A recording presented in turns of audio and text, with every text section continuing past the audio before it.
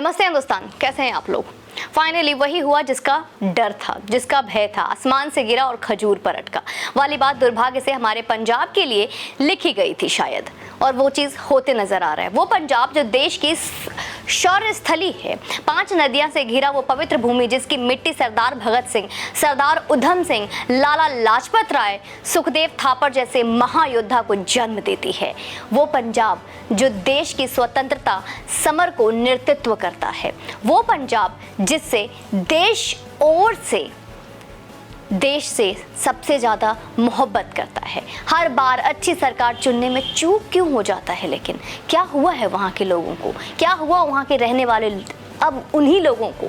इतने वर्षों तक कांग्रेस सत्ता में रही तो उड़ता पंजाब, नशेड़ी पंजाब कहकर दुनिया मखौल उड़ाती रही, मजाक उड़ाती रही, और इस बार अलग आम आदमी की केजरीवाल सरकार सत्ता में आई तो हालात और भी बुरे हो गए, जिसका हमें पूरी तरीके से उम्मीद था, आशंका थी।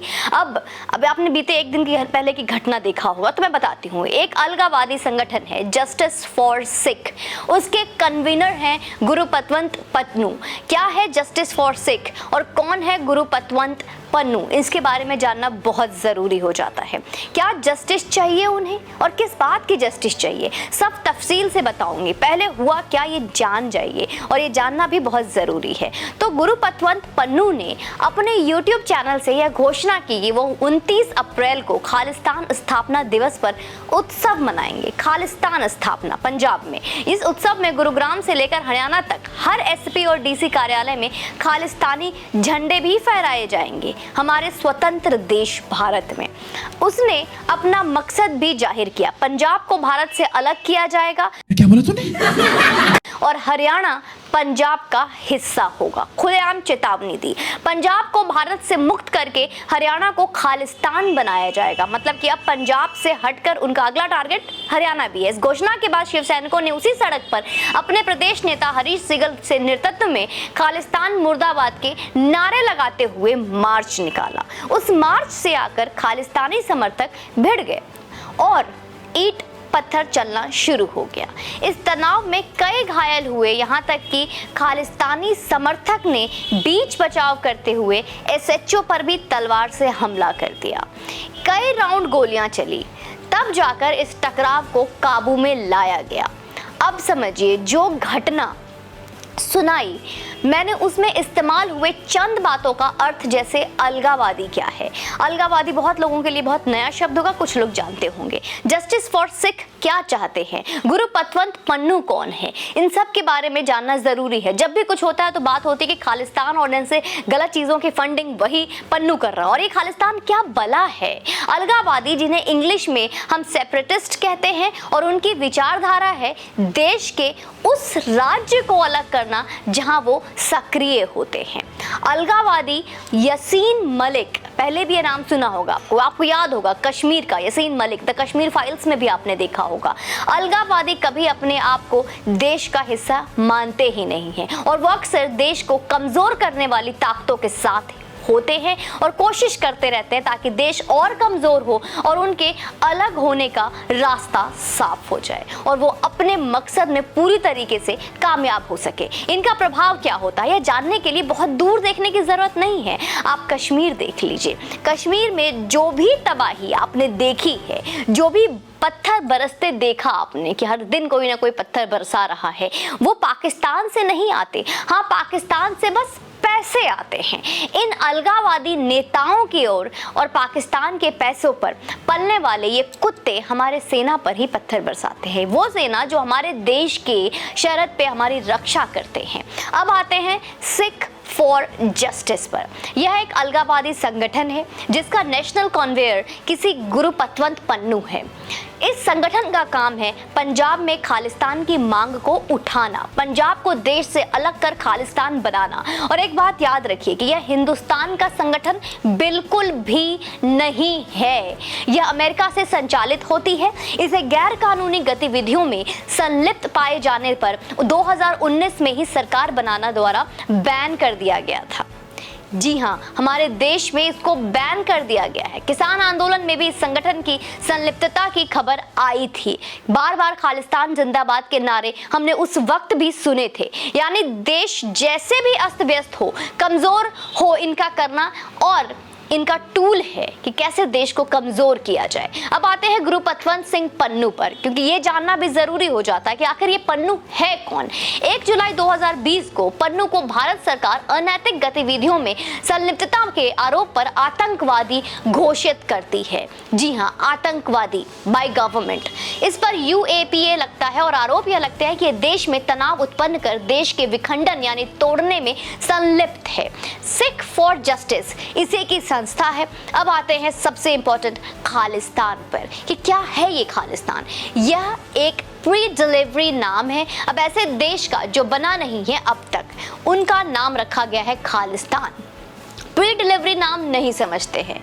अरे वही नाम जो 19-20 साल के वो प्रेमी प्रेमिका मिलकर अपने होने वाले बच्चे का नाम रखते हैं कि बेबी का नाम ये रखेंगे वो रखेंगे। जो प्रेमी प्रेमिका अपने माँ बाप के टुकड़े पे पल रहे होते हैं, लेकिन उनका बच्चा शादी कुछ नहीं होता पर नाम पहले रखा जाता है। यहाँ प्रेमी है पाकिस्तान और प्रेमिका है वो अलगावादी नेता लोग। अब दोनों ही अपने माँ बाप के टुकड़ों पे पल रहे हैं कि नहीं, समझ में आया कुछ?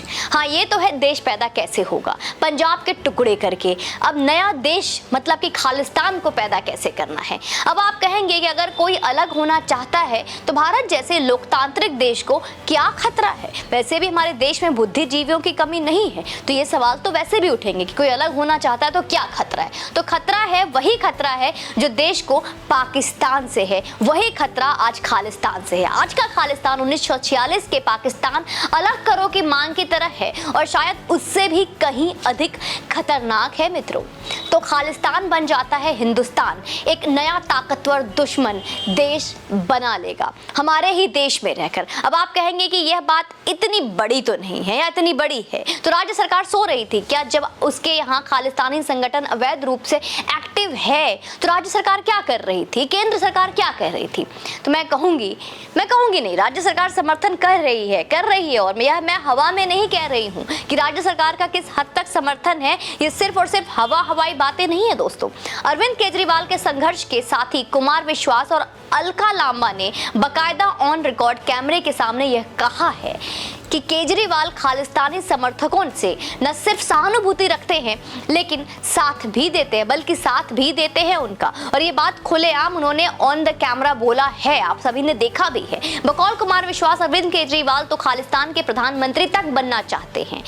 अलका लांबा की माने तो पंजाब चुनाव का पूरा संचालन केजरीवाल ने एक खालिस्तानी समर्थक के घर में रहकर किया था और कोई घर नहीं मिला भैया उनको। आप अगर मुझसे पूछेंगे कांग्रेस और आप में ज्यादा खतरनाक कौन है, तो मैं कहूंगी इरादे दोनों के ही देश को अंतर्राष्ट्रीय ताकत के आगे हमेशा के लिए झुका देने की है, हमारे देश को तोड़ देने की है, कमजोर और मजबूर बनाने की है। लेकिन कांग्रेस के पास इसका कोई रोड मैप नहीं है और केजरीवाल के पास पर्टिकुलर रोड मैप है। तो आप समझ जाइए कि ज्यादा खतरनाक कौन है। इसलिए देश को कांग्रेस से ज्यादा केजरीवाल से बचने की जरूरत है, क्योंकि वो एक ऐसा विषैला नेता है जो देश को खा रहा है। पंजाब के लिए मन दुखी है। आज हम हमारे शौर्य भूमि के लिए प्रार्थना करते हैं कि वो देश के वीरता का वैसा ही नेतृत्व आज करे जैसा स्वतंत्रता की लड़ाई में कर चुके हैं। पंजाब में जितनी शहादत, जितने लोग वीरगति को प्राप्त हुए हैं, शायद ही किसी और राज्य में होंगे। चंद नेताओं के गलत इरादों पर पानी फेर हम अपने हिम्मत की नई कहानियां दे। तो सिर्फ इतना ही बोलूंगी अंत में कि जितने भी लोग इस तरीके के अभी मंसूबे रख रहे हैं, पंजाब में जितने भी नागरिक हैं वो जागरूक हों और अपने आसपास जो भी गतिविधियां हो रही हैं, जो देश विरोध गतिविधियां हैं, उनको समझे, परखे और उन्हें रोके। कम से कम कुछ नहीं तो अपने जो आपके ही मिट्टी में जिनका खून सना हुआ है, उनके खून से सिंचा हुआ आपका वो लहलहाता खेत, जिसे आज उड़ता पंजाब, नशीला पंजाब, ये सब कहकर बार बार मखौल उड़ाई जाती है, कम से कम ये तो ना होने दे। आपके पंजाब में खालिस्तान जिंदाबाद के नारे लग रहे हैं, पाकिस्तान जिंदाबाद की बात होती है, आपके पंजाब को आपके ही देश से बांटने की बात की जा रही है। उस पंजाब को, जिस पंजाब की मिट्टी पर हमारे भगत सिंह और उधम सिंह जैसे महान योद्धा हुए, उन्हें यूं ही आपने किसी आम आदमी पार्टी के नाम पर सौंप दिया। बस फ्री बिजली, मुफ्त पानी और कुछ मुफ्त राशन और मुफ्त बस के किराए के लोभ में। पंजाब को बचा लो, देश को बचा लो। एक बार अगर आपका देश, आपका राज्य आपके हाथ से चला गया तो मुफ्त में क्या और कितनी चीज़ें अच्छी मिलती है, ये अफगानिस्तान और तालिबान का किस्सा कोई ज़्यादा पुराना नहीं हुआ। अंत में सिर्फ इतना ही कहूँगी, जय पंजाब, जय हिंदुस्तान।